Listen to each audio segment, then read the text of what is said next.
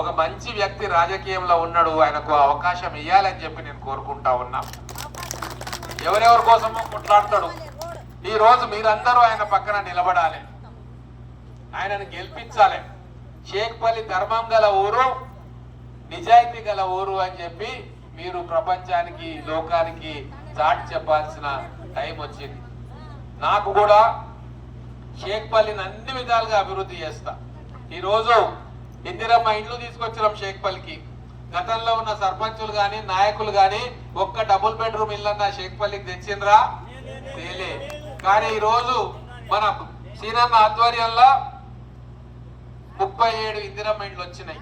ఇంకా 50 ఇందిరమ్మ ఇండ్లు రాబోతున్నాయి ఏప్రిల్ తర్వాత. ఇక్కడ కనబడుతున్న ఏదైతే పెంకుటిల్లు ఉన్నాయో, ఆస్బెస్టాస్ షీట్లతో ఉన్నాయో, బండలతో ఉన్నాయో, వాళ్ళందరూ కావాలనుకుంటే ఇందిరమ్మ ఇండ్లు కట్టుకోవచ్చు.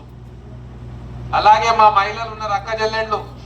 మా కాంగ్రెస్ ప్రభుత్వం వచ్చిన తర్వాత మీకు చేసిన మేలు మీరు మర్చిపోవద్దు. ప్రతి ఇంటికి